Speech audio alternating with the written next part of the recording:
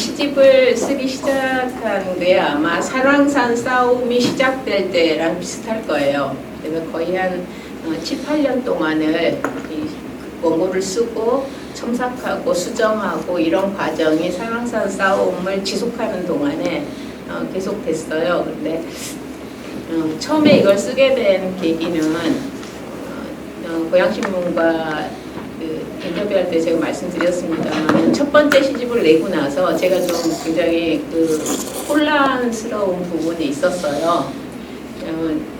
첫 번째 제 시집을 읽은 분들도 계시겠지만 저희 부모님께서 저희 아버지는 원래 문학을 하셨던 분이고 그런데 제 시집을 읽고 이제 소감이 이 시집은 수준은 높은데 우리한테는 좀 어렵더라 이렇게 부모님이 말씀하셔서 저한테는 그게 참 부담이 되더라고요.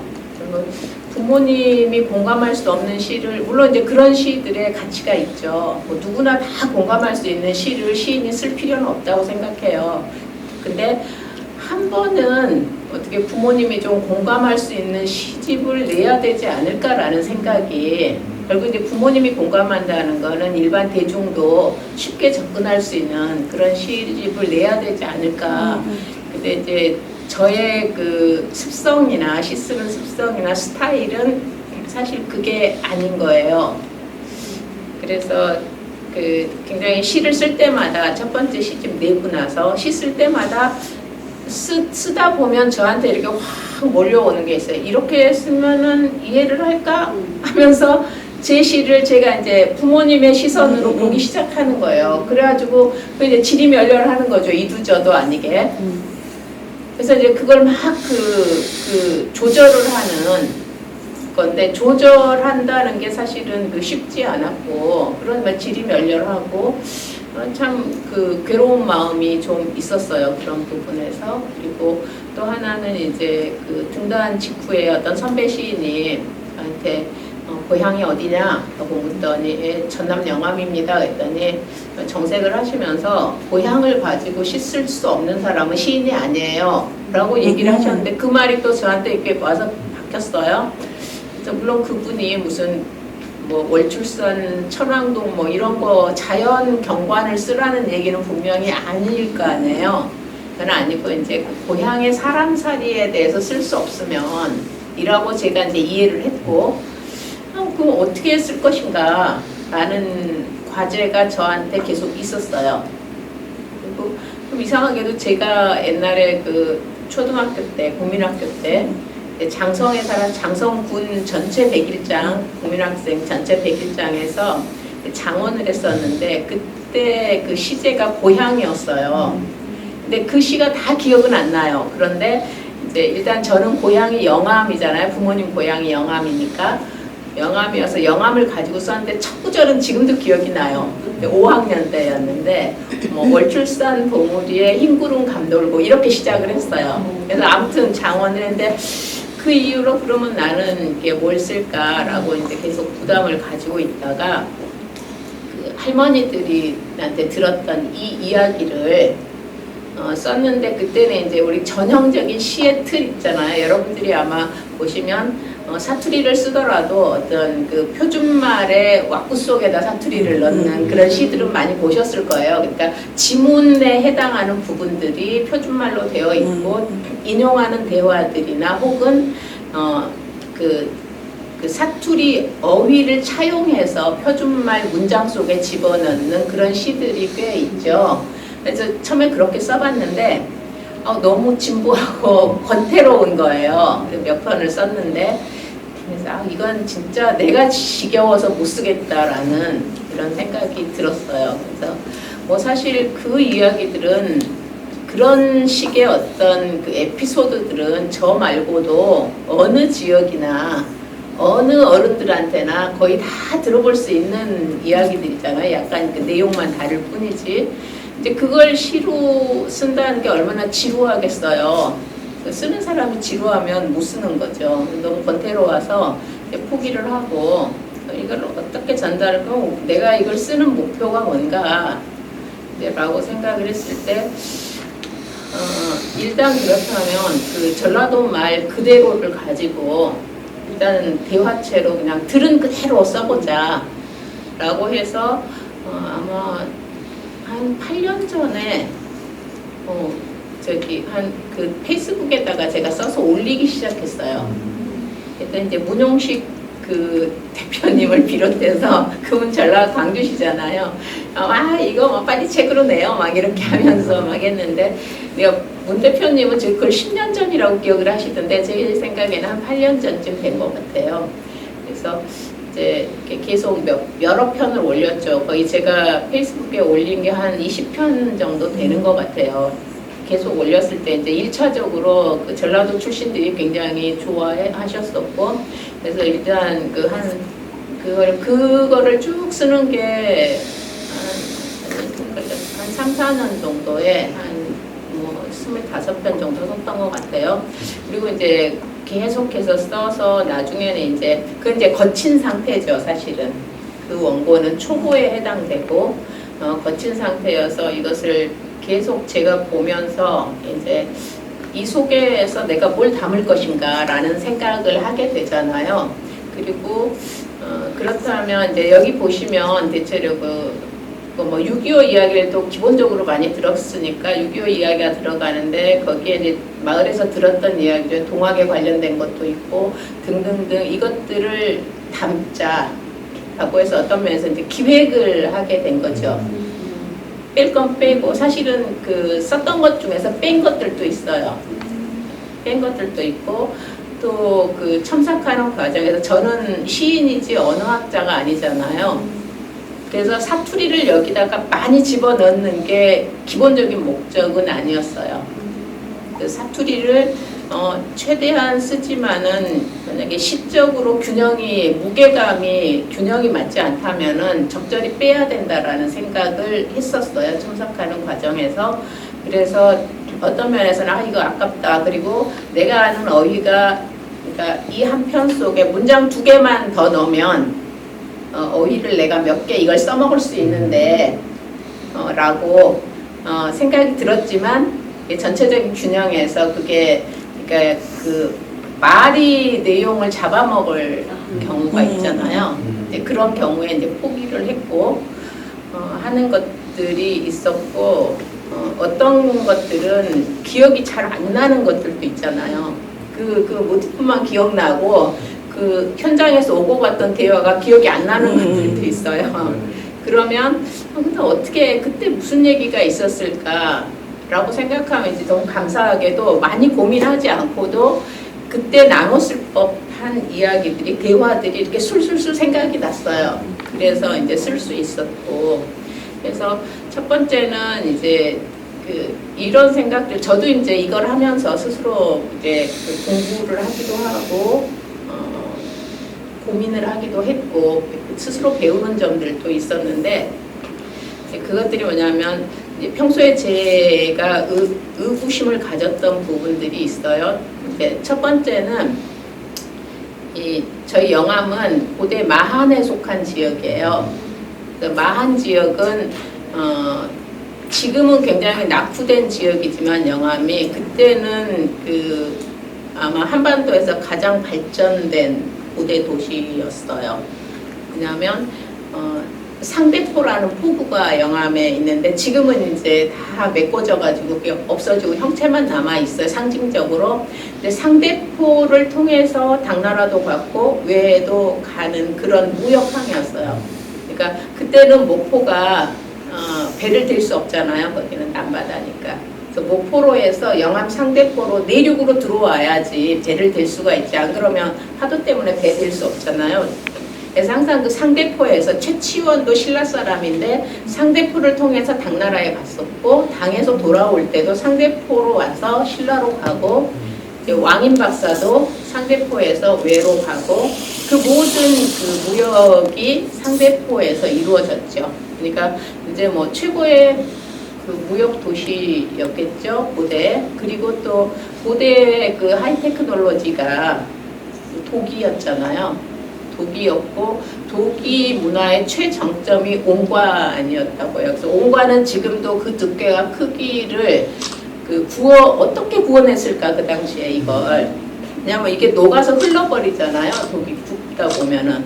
근데 이거를 해내는 것이 어떤 면에서는 지금도 미스테리일 정도로 그런 그 고급한 기술이었다고 하는데, 영암이 도기 문화의 발상지고 우리나라에서, 그러니까 강진 청자와 전혀 다른, 잔진 청자는 그 과정을 통해서 청자의 과정이 들어있는 거죠. 그래서 도기 문화의 발상지였고, 그리고 또 옹관이라는 또 하이테크놀로지의 기술이 있었던 곳이고, 그래서 영암에는 옹관묘가 꽤 많이 있습니다. 그래서 마한 문화의 발상지였고, 여러분도 아시다시피 그쪽 사람들이 흥이 많잖아요. 예수적인 흥이 많고 손재주가 좋고. 그런데 제가 계속 이렇게 지켜보니까 이게 신라의 삼국통일 이후에 아무 노래도 남아있지 않아요. 그러니까 향가의 가사들은 남아있죠. 근데 마한이나 백제 가사는 하나도 남아있어요. 여러분이 배운 거 정읍사 하나 있을 거예요. 정읍사는 이제 정읍 쪽에서 뭐 있었던 건데, 정말 없었을까? 있었을 거, 없을 리가 없잖아요. 굉장히 많았을 거라고 생각을 해요. 많았을 거라고 생각하는데, 어쨌건 마한의 노래들이, 가사들이 다 소멸됐고, 그 이제 지배자의 방식인 것 같아요. 그 다음에 신라는 백제를 지배할 때 문화적으로나 이렇게 낙후된 팀이 문화적으로 융성한 곳을 지배한 거죠. 통합한 거잖아요. 당나라와 힘을 합해서. 그렇다면 이제 지배자들이 할 수 있는 것은 이곳의 문화를 삭제하는 것이 지배자들의 방식인 거는 뭐 동서고금에 똑같은 거죠. 그래서 이제 제가 평소에 보기는, 그렇다면 마한이나 백제 가사는 완전하게 소멸됐구나. 그리고 백제 사찰도 사실은 다 소멸됐어요. 사찰 뭐 여러 가지 역사서도 없잖아요. 백제는. 백제가 왜 역사서가 없겠어요? 가장 먼저 선진 문화를 받아들였고 가장 먼저 문자를 받아들인 곳인데, 역사서가 없을 리가 없는데 그것도 없단 말이에요. 아무것도 없어요. 거의 중요한 것들이. 그렇다면 이제 그 계획적인 소멸 과정을 500년에 걸쳐서 진행이 됐었고, 그러니까 뭐 가까운 예로 일제가 우리말을 말살시키고 노래하지 못하게 하기도 똑같은 과정이었겠죠. 근데 일제는 36년이었지만 신라는 500년이었잖아요. 그래서 이제 그런 과정에서 다 없어졌다라고 이제 생각이 들고, 그렇다면 그 노래들은 어떤 것이었을까라는 이제 궁금증이 저는 들지만 뭐 찾아낼 방법은 없죠. 근데 이제 제가 생각하는 거는, 그럼 전라도 말이라는 것은 어느 날 뚝딱 생긴 말이 아니잖아요. 마한에서부터 계속 이렇게 있어 왔을 거예요. 전라도 말이. 그럼 그 말의 결들을 살펴보면서 그때 그 리듬이나 그 가사들을 뭐 짐작은 할 수 있지 않을까라는 생각들을 했어요. 그래서 그리고 전라도 말이 그러면 지금 왜 그렇게 강하고 쌍스러운 말로 인식이 되어 있을까? 정말 그럴까? 근데 이제 그 경상도 말도 마찬가지인데, 경상도 말도 강하고 쌍스러운 그 계층에 사용하는 말이 있고 점잖은 분들이 사용하는, 우리가 대표적으로 토지를 보면 그 마님이나 그 뭐 이렇게 서희가 사용하는 경상도 말이 있고, 또 아주 천박하게 사용하는 사람들이 말이 있잖아요. 전라도도 똑같아요. 아주 점잖은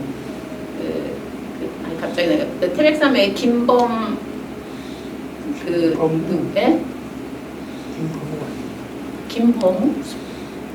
김범수라고 하고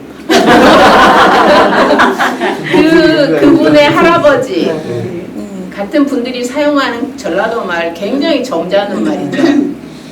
점잖게 써요. 규방의 언어가 따로 있고, 그리고 정말 왈패들의 말이 따로 있고 하기 때문에, 제가 이제 특별히 이게 서남 전라도 서사시 이렇게 서남이라는 것을 적시를 한 이유가, 전라도의 각 지방이 말이 굉장히 많이 달라요. 경상도도 그렇겠지만 말이 굉장히 많이 다르고 계층에 따라서 말이 많이 다릅니다.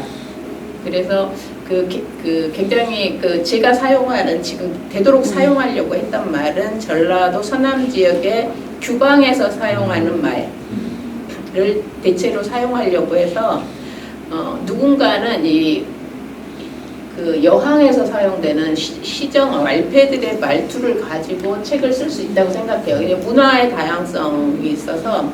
근데 이제 제가 왜 그러면 특별히 규방의 말을 이렇게 여기다 쓰고 아름답게 그거를 표현하고 공감을 얻도록 노력을 했느냐 하면, 그거는 이제 모든 사람들의 선입견 때문에 저한테는 그게 더 우선이라고 생각이 들었어요. 전라도 말이 그렇게 쌍스럽거나 천박하지 않다라는 인식이, 뭐 제가 모든 인식을 바꿀 수는 없으니까 일단 그 부분에 대해서 균열을 좀 내고 싶다는 생각이 들어서 이 책 안에 있는 말은 전라도 말의 전부가 아닙니다. 제가 그렇게 해서 이게 원고의 첨삭 과정을 거쳤고, 그리고 전라도 말을 이렇게 하다 보면 저도 표준말에 오염된 사람이잖아요, 사실은. 저도 전라도 말 별로 안 쓰잖아요. 그러니까 17살에, 16살 겨울에 올라와가지고 지금 50년 이상을 이쪽에 살고 있으니까.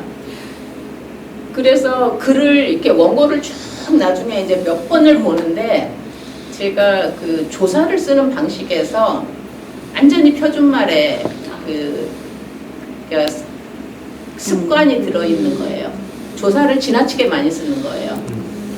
이게 지금 어떤 사람은 일본어의 영향이라고 그렇게 이야기를 하더라고요. 우리가 조사를 많이 쓰는 걸. 근데 이게 조사 빼는 작업을 한번 쭉 했어요. 조사를 빼도 아무 문제가 없어요. 그러니까 조사가 들어가기 때문에 리듬을 잃어버리는 거죠, 말이. 근데 특별히 전라도 말은 조사가 있으면 꼭 그 모래알이 낀 것 같은 그 느낌이 들어요. 이 원고를 제가 수정할 때 보니까. 그래서 그동안에 내가 조사를 너무 많이 썼구나 라는 생각도 들었고, 전라도 말뿐 아니고 우리나라의 다른 말들도 조사 없이 충분히 소통하고 훨씬 더 부드럽고 리드미컬하다라는 것도 제가 이제 이 책을 쓰면서 남 다 아는 걸 나 혼자 공부를 한 셈이에요. 그래서 그런 것, 그렇게 하면서 제가 이제 산왕산 이거 뭐 거기 앉아서도 수정했고, 한테 앉아서도 했고, 뭐 이렇게 하면서 봤는데, 사실은 그 산왕산 문제의 싸움도 어떤 면에서는 언어의 싸움이잖아요. 지배자의 언어와 피지배자의 언어가 싸운 것이 산왕산 싸움이었기도 해요. 왜냐하면 사람들을 설득한 어느 쪽이 더 설득력이 있는가. 이 지배자는 굉장히 설득력이 있어요. 왜냐하면 사람들이 저들의 말은 훨씬 합법적이고 옳은 것이다 라고 생각하고, 우리의 말은, 저 사람들의 말은 법이고 뭐고 아무 상관이 없이 땡깡을 놓는 말이고, 그래 뭐 옳은 말이겠지, 뭐 명분은 있겠지만 그거는 합법적이지 않고 땡깡 놓는 말이다. 그리고 또 하나는 이 지배자의 말은 이 말에 수긍하면 얻는 게 있어요. 최소한 그들과 친교라도 얻을 수 있어요. 우리의 말은 우리 말에 수긍하고 함께 해봐야 얻는 게 없어요. 희생하는 것밖에 없어요. 그래서 이 지배자와 피지배자의 말은 그렇게 달랐고, 그거를 누가 어떻게 선택하느냐는 너무나 뻔한 거예요.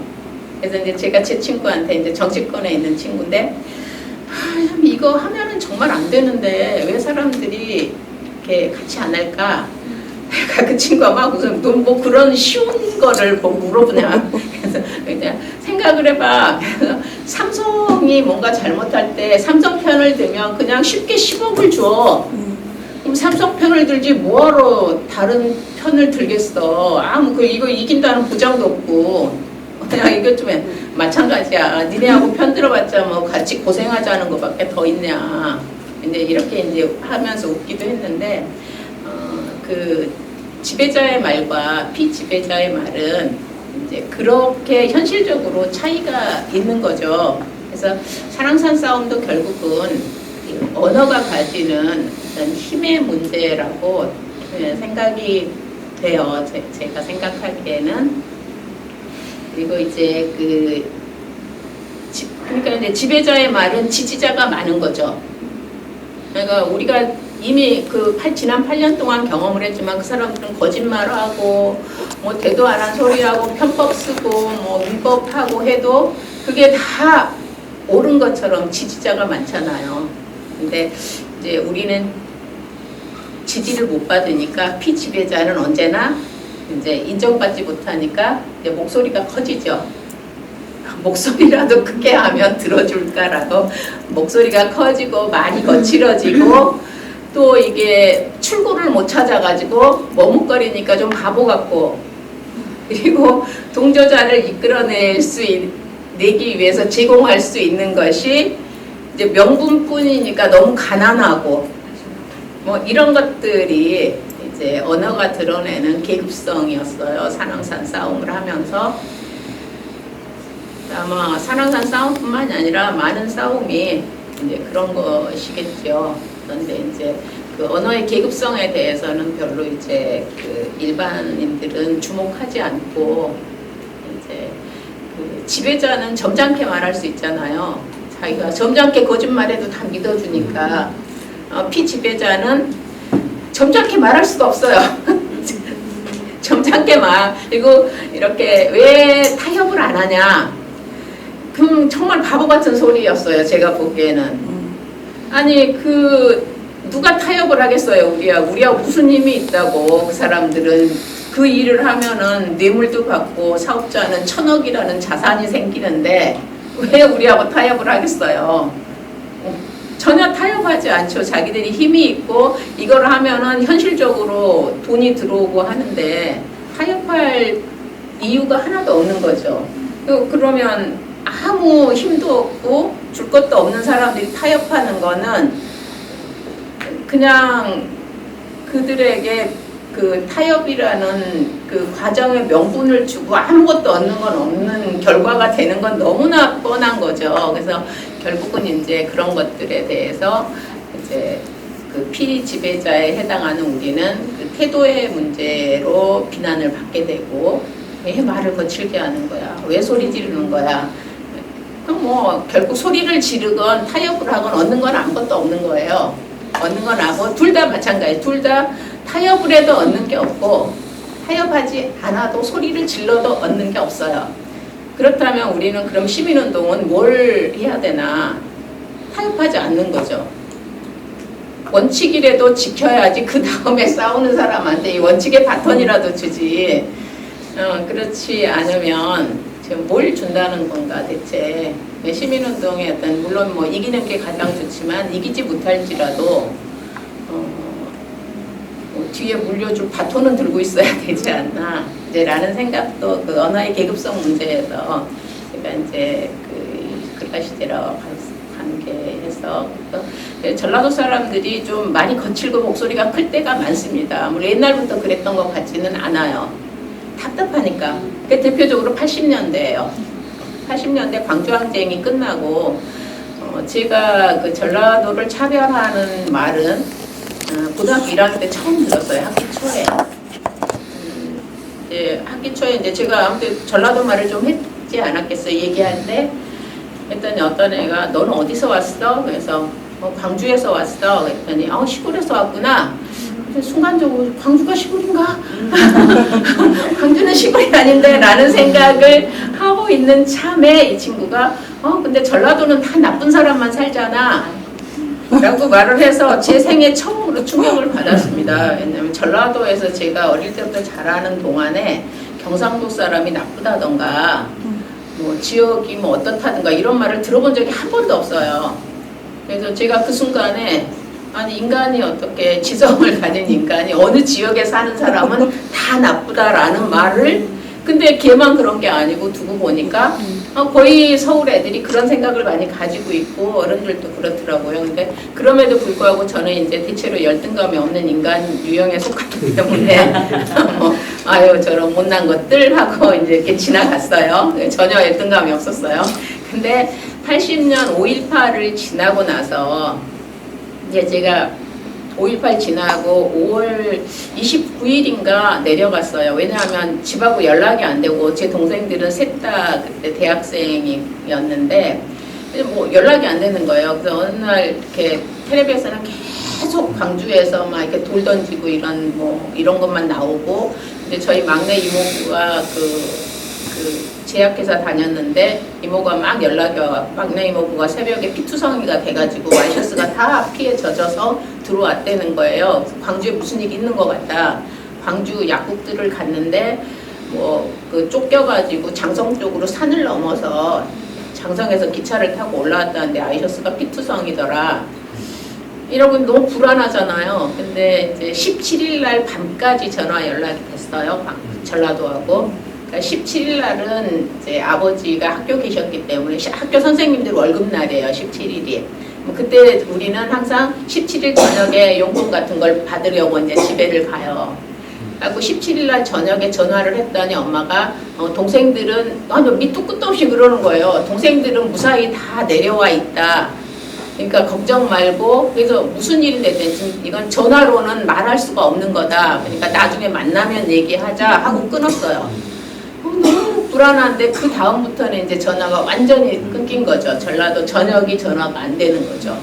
그래서 굉장히 불안해 있었기 때문에 이제 5월 28일인가 9일에 제가 내려갔는데 내려가서 들은 이제 그 모든 이야기들 이제 아버지 친구분이 학교 선생님인데 그분도 헬리콥터에서 그 기총소사에 맞아서 돌아가셔서 제가 가서 앉아 있으니까 아버지가 나주에 거기 상가에 다녀오신다고 들어오시고 이제 거기서 들은 이제 모든 이야기들이 저한테 있잖아요.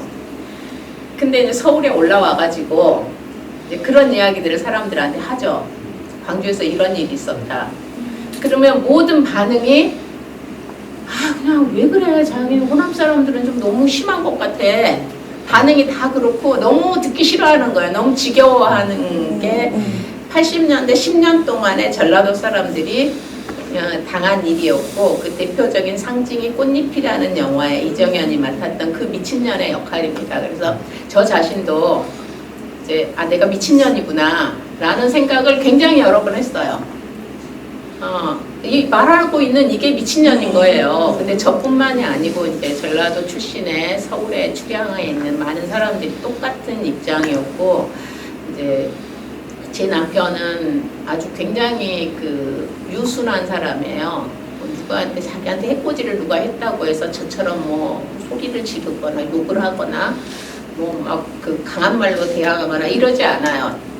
그냥 역지사지하는 그런 사람인데 어느 날 이제 뭔 일이 있었는지 저한테 이렇게 텔레비를 보다가 나한테 총이 있으면 전두환이를 쏘아 죽여버리고 싶다고 무슨 깜짝 놀랐어요. 우리 남편도 저런 생각을 하나 그러고. 근데 이제 남편 광주일보 후배가 우리 아파트 단지에 살았는데 그 부인이 어느 날 오더니 자기 남편이 손가락을 다쳤다는 거예요. 그래서 근데 이제 이거를 펼 수가 없게 돼버렸다는 거예요. 인대가 끊어져 갖고 왜 그랬냐고 하니까 광주일보 자기 친구들끼리 자기 집에서 술을 먹었는데 너무 분해가지고 5.18 이야기를 하다가 너무 분해서 이제 이걸로 거실 유리창을 통유리를 쳤는데 이게 이제 인대가 끊어져가지고 이거를 펼 수가 없게 됐다. 이제 이런 예가 굉장히 많았겠죠. 그래서 제가 그때 이제 80년대 처음으로 전라도와 전라도 사람이 입장 그리고 전라도 사람이 어때야 하는가 우리는 그거 뭘 해야 하는가 이런 생각들을 굉장히 많이 했었던 것 같아요. 그래서 이거는 공정하지 못하고 고쳐져야만 하고 그러니까 예를 들어서 우리 남편 같은 경우도 광주에서 학교를 나오고 대학을 서울로 왔는데 대학교 4학년 때 이력서를 쓸 때 저랑 같이 옆에서 저도 앉아서 봤거든요. 근데 저희 시아버님이 전라도 사람이 아닌 척 하려고 그때는 다들 많이 그렇게 했어요. 그 본적을 서울로 바꾸셨더라고요.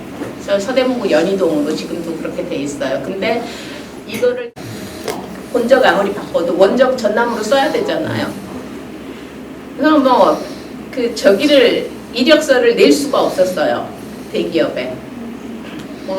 그러니까 제 남편 같은 경우도 광주 서중일고 나오고 서울대학 나왔지만 좀 당연히 대기업 갈 수 있잖아요. 대기업에는 뭐 원서 내봐야 아예 그 서류 상태에서 안 되는 시절이 그때요. 70년대였기 때문에 그런 과정들이 정말 그냥 인종차별처럼 벌어져 있었고 그 뿌리 깊은 것들. 그래서 전라도 말을 쓰는 것이 전라도 말을 쓰는 것 자체가 차별을 받을 수밖에 없는, 일단 뭐 한 30점 깎고 들어가는 인간 교류한 30점은 아주 잘 주는 점수죠.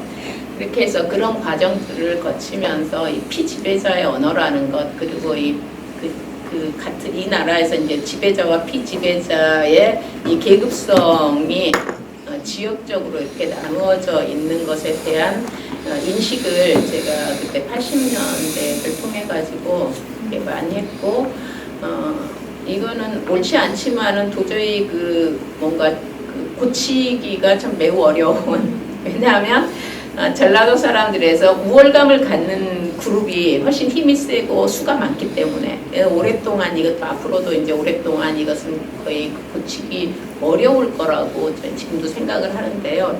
아마 그런 여러 가지 제 안에 있는 그 과정들이 이 책이 나오는 어떤 기반이 됐을 거라고 생각을 해요.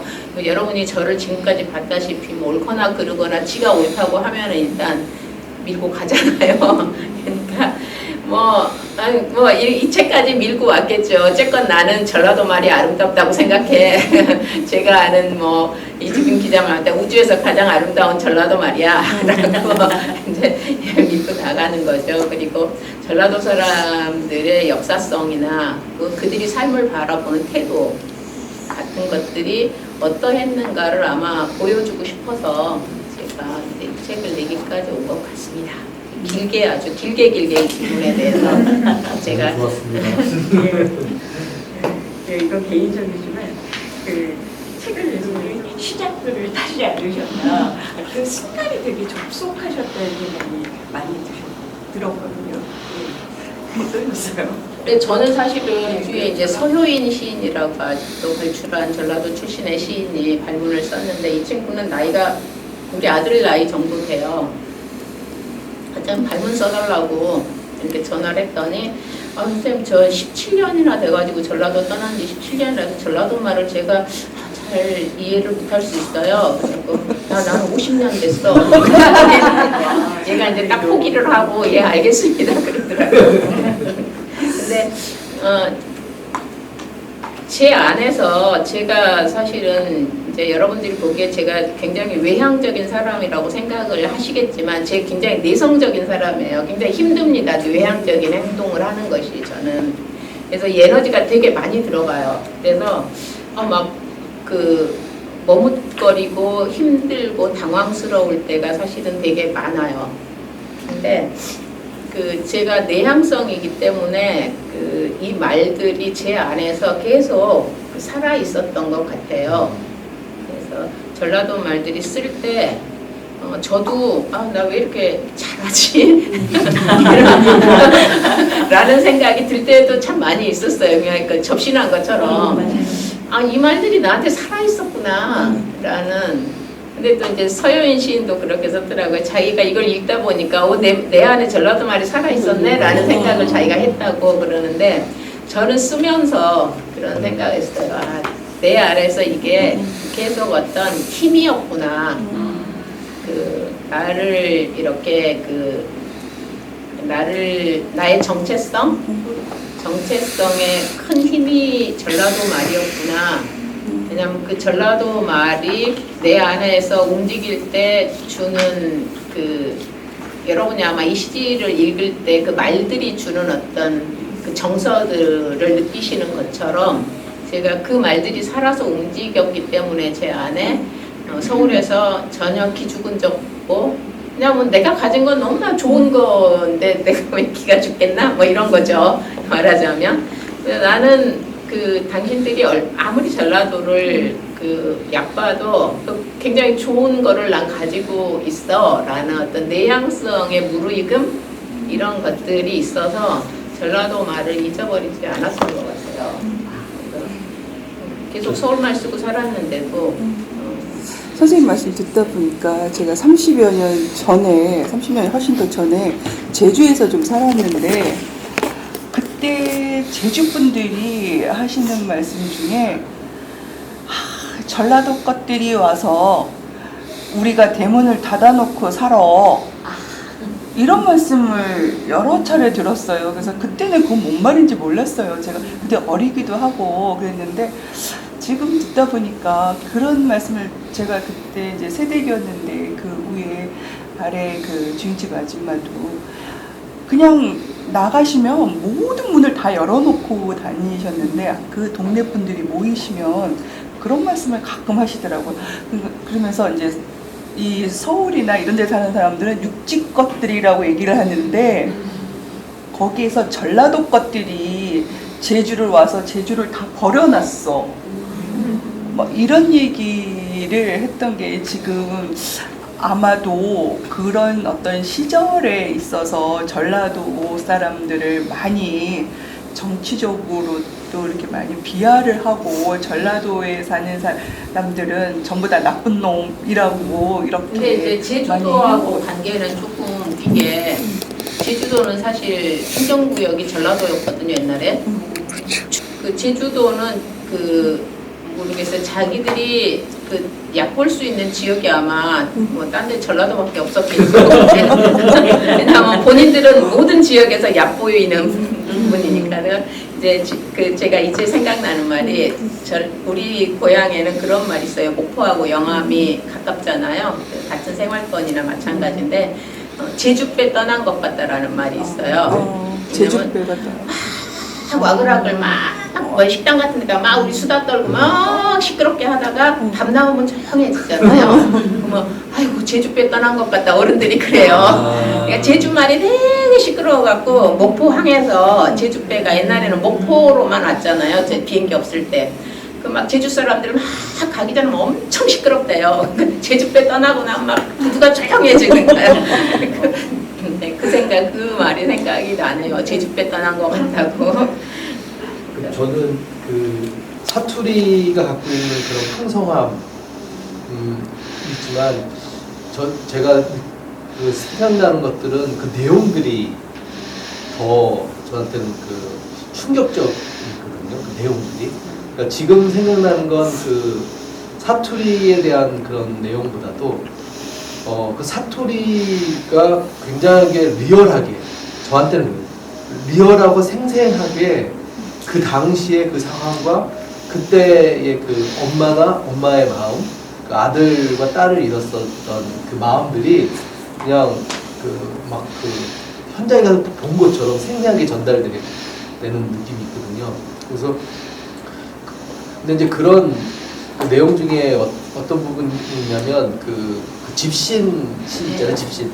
남편이 집신을 이렇게 찾고 있다가 집신을 찢다가 반을 만드는 것 같아. 지금 기억이 하다가 다 완성 못해. 하나 하고 뭐 물 한잔 했는데 갑자기 성님 누가 나오라고 하면 동생 같죠. 마을 동생이 나오라고 해서 나갔는데 갑자기 이제 탕 소리가 났고 그걸 기억 갖고 있는 이제 아내분이 그때는 회상하면서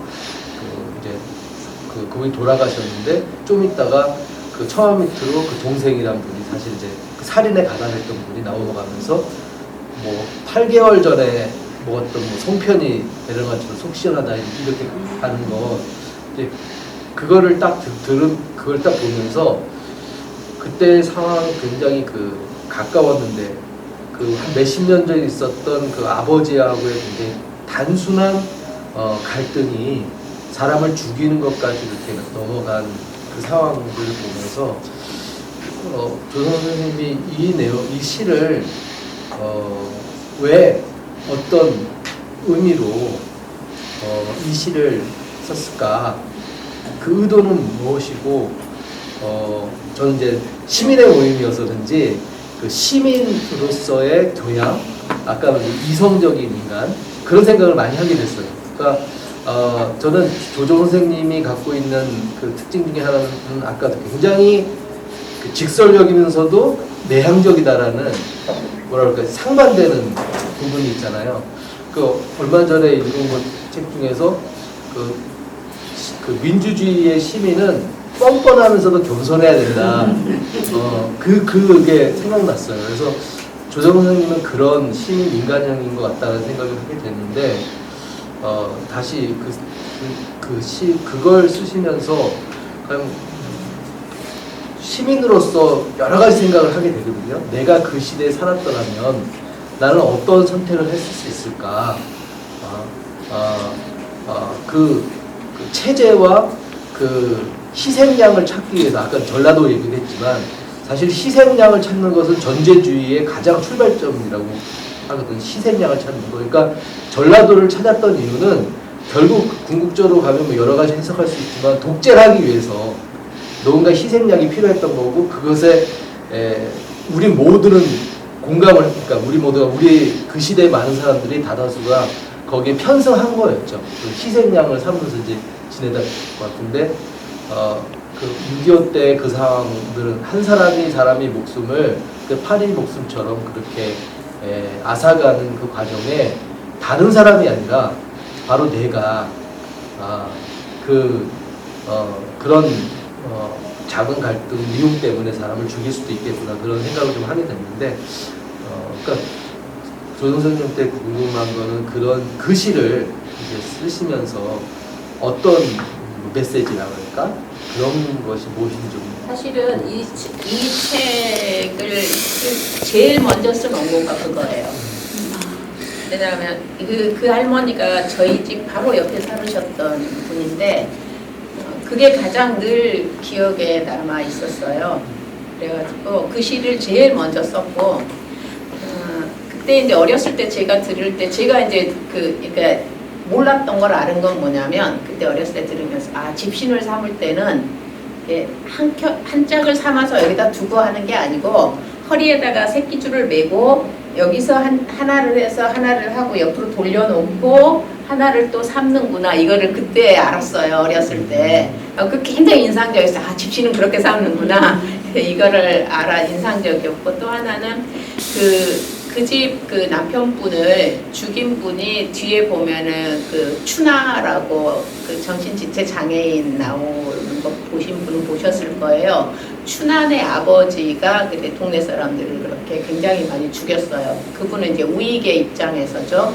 근데 이제 이 책은 제 입장은 뭐 보시면 아시겠지만 저는 좌우익 어느 쪽도 더 낫다거나 못하다거나라는 입장은 가지지 않았어요. 왜냐하면 그게 사실이기 때문에. 좌익은 우익은 누구도 잘한 것도 없고 못한 것도 없었어요, 그 당시에는. 그래서 가치를 어느 쪽에 둘 수 없다고 저는 생각하기 때문에 좌익에 죽은 사람도 얘기했고 우익에 죽은 사람도 이렇게 얘기를 했었는데요.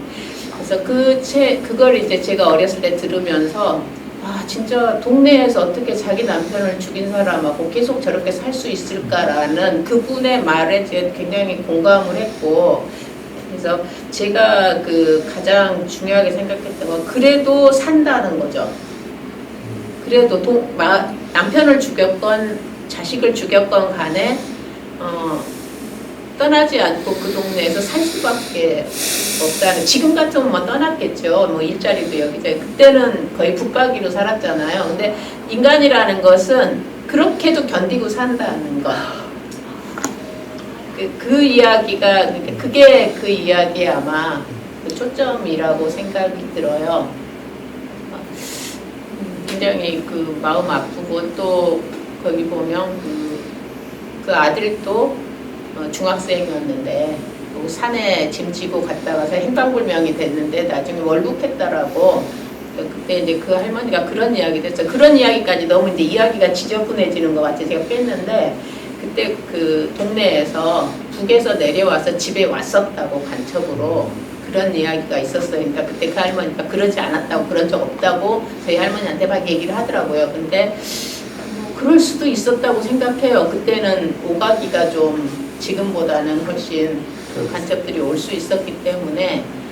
그래서 그렇다고 해서 그 사람들이 특별히 무슨 사상이 뭐 지극해서가 아니고 뭐 여기서 살 수 없으니까 그냥 간 거죠. 여기 있으면 더 이상은 어려울 것 같으니까. 그래서 아마 그 이야기의 중점적인 것은 그래도 산다는 거죠, 사람은. 예, 저희들이 지금 질문 하나 더 받을까요? 예. 시간이 제가 계획한 거는 질문을 받은 다음에 제가 그러면 이거 말고 제가 지금 그러면 조정 씨는 무슨 시를 쓰고 있을까 궁금하실 것 같아서 그걸 좀 이렇게 보여드리려고 다섯 편을 가지고 왔고요. 시인들은 그럼 뭘 쓸까? 조정은 뭘 쓰고 있을까? 뭐 많이 썼지만 그 중에 이제 몇 편만 보여드리고 싶었고, 그리고 제가 가장 애착이 가는 시는 그래서 치술신모 그리움의 신들이에요. 거기에 제가 담고 싶은 이야기들이 있었기 때문에 그 미학적인 구현도 제가 거기서는 하고 싶었고, 그러니까 거기서 보면 이렇게 제가 써놓고 좋아하는 게 사람 그리워하다 죽으면 새가 된다는데 우리는 다 새가 되겠네 라는 부분이 제가 좀 좋아하는 구절이고 그렇습니다. 그래서 아마 마지막으로 그 시를 한번 이렇게 할 수 있으면 보여드릴게요. 혹시 질문을 이거 할 동안에 뭐 묻고 싶은 게 있으시면 저한테 좀. 지난번에 물으시는 거 제가 대답 못한 게 있어요. 막 급하게 또 남편이 되게 미독할 때 인터뷰를 해가지고 저기 저한테 물은 게 이 오구를 나누는데 오구를 나누는 무슨 기준이 있었냐라고 물으셨는데 그냥 딴 얘기 막 하고 빨리 집에 들어가느라고. 대체로 일부는 독자를 환대하는 글들이에요. 독자를 환대하고 이제 책에 그리고 2부는 그 역사의 소용돌이를 견딘 여성들의 이야기. 3부는 그 약자로서의 여성들이 나올 거예요. 굉장히 여러 가지 형태의 약자들이 있잖아요. 아마 3부를 보시면 그 약자 구조적으로는 정말 이러지도 저러지도 못하는 방식. 다 팔짝대야 미제라라는 이런 게 이제 거지로 떠돌던 그런 처녀들 이야기도 이렇게 뒤에 보면 나오고, 새야새야 파랑새야라고 해서 그 동화 난리 속에서 있었던 여성의 이야기도 나오고, 또 집안이 나쁘기 때문에 남성에게 버림받고 결국은 죽은 여성의 이야기도 나오고, 또 그 조선 말에 호열자 때문에 부모를 잃고 이렇게 상황이 나빠진 그런 배녕아시 이야기도 나오고, 그래서 그 약자로서의 여성들의 그 상황들이 이렇게 좀 나옵니다. 그리고 4부는 이제 그 지모신으로서의 여성성에 해당되는 그런 그 시들이 이렇게 나오고요. 그리고 5부에는 공동체를 아우르는 여성들의 이야기들을 대체로 이렇게 넣어놓은 것이 그렇게 분류를 좀 했어요. 그러니까 뭐 정확하게는 이제 대체로 그 기준에서 5부까지 이렇게 분류를 했습니다. 그래서 서사시라는 게 사실은 우리가 보통 남성 영웅 서사시잖아요. 지금까지 우리가 보아온 것은 그 남성 영웅들이 어떻게 고난을 거치면서 성공했는가 이런 것들이 거의 다 모든 서사시고, 신동엽의 금강 같은 경우는 뭐 영웅은 아니지만 어쨌건 그래도 거기도 남성 중심의 어떤 그 서사시고, 그 남성의 말들에 우리가 종속돼 있잖아요, 우리 여성들이. 그래서 뭐 어떤 여성이 성공한 여성인가, 남성의 말과 유사한 언어를 사용하는 여성이 성공한 여성인 것으로 우리 안에 인식이 다 되어 있습니다. 그 똑똑한 여성, 성공한 여성, 개념어를 잘 쓰는 여성, 이런 것들인데 이제 그러면 뭐 여성 영웅 그럼 누구란 말인가? 그래서 저는 이제 여성들의 서사시를 썼는데 이제 평론가들은 여성 서사시를 쓴 거는 처음이다라고 이제 이야기를 하는데 그러면 그 여성 영웅이라는 말인가? 그 여성 영웅은 누군가? 여성의 정체성이라는 뭔가? 라는 생각들을 해보면 보통 여성들은 이제 육체를 낳아 기르고 영혼을 기르고 문명을 안정시키고 공동체를 기르고 하는 것이 여성의 정체성이잖아요. 그럼 그 여성의 정체성을 남성의 언어로 구현할 것인가 아니면 혹은 다른 여성의 언어라는 것이 있는 것인가 하는 것인데 그 구체적인 세부적인 내용보다는 남성의 영웅성은 추앙받는 데 있는 것 같아요. 그러나 여성의 영웅성은 추앙받는 데 있지 않다고 생각해요. 그래서 저도 이 시에서 나오는 수많은 남성은 한 명도 안 나오거든요. 여기 나온 여성들은 추앙받지 않아요. 추앙을 바라지도 않아요. 그냥 공동체성을 가지고 서로 그 연대하고 연대하는 그 여성성을 갖는 거지 추앙받는 여성성을 원하는 여성은 아닌 것 같아요. 그래서 그 안에서만 연대하는 네트워크 속의 여성들이 영웅적인 그 힘을 발휘하지 남성 가부장적인 어떤 추앙받는 그런 그 여성의 영웅성은 아닌 것 같아요. 그래서 이제 뭐 이런 것들이 이 책을 쓰면서 제가 생각했던 것들이고 또 어느 정도는 공감을 얻은 게 아닐까.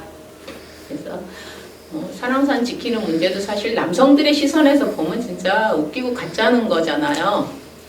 아니 뭐 될 법한 짓을 해야 좀 저 아줌마 앉아가지고 진짜 대단한 짓을 그렇게 하고 앉아있는 아까 선택쌤 말처럼 그거 안 하니까 너무 좋잖아 이렇게 시집을